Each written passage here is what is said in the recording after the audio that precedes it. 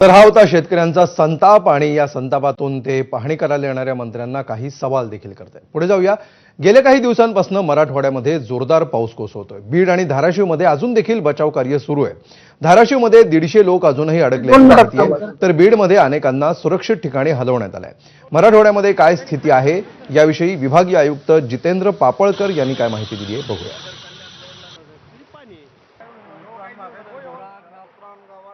Sir, पहिल्यांदा प्रचंड नुकसान झालंय। शासनाला तुम्ही काय मागणी केली आहे? किती रुपयांची मागणी केली आहे? आतापर्यंत काही पैसे मिळाले आहेत का आणि ते शेतकऱ्याच्या अकाउंटपर्यंत कधी मिळतील?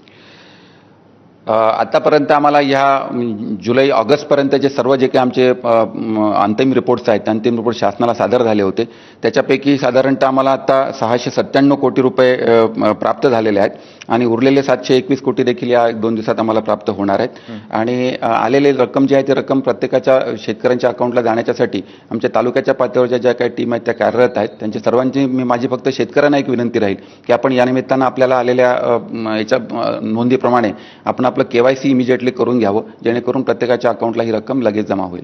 बरं, आतापर्यंत किती वेळा पंचनाम्याचे आदेश या ठिकाणी देण्यात आले?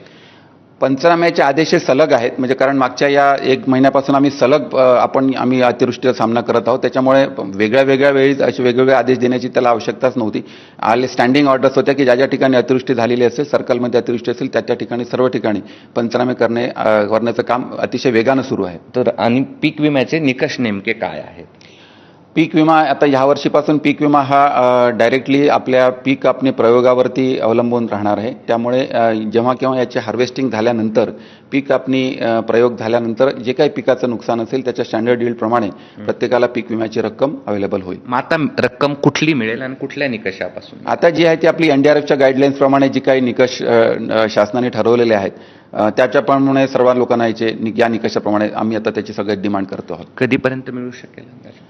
नाही, ही आता सबसिक्वेंट चालूच आहे, म्हणजे ही प्रक्रिया सुरूच आहे। जसजसे अबकडे आमच्याकडचे प्रपत्र फायनल होऊन जात आहे त्याप्रमाणे सर्व निधी आपल्याला प्राप्त होत आहे। साधारणतः मी मागे सांगितल्याप्रमाणे की आमच्याकडच्या जुलै महिन्यापर्यंतची सर्व जिल्ह्यांची माहिती, सर्व जिल्ह्यांची निधी जो आहे तो निधी प्राप्त पण झालेला आहे।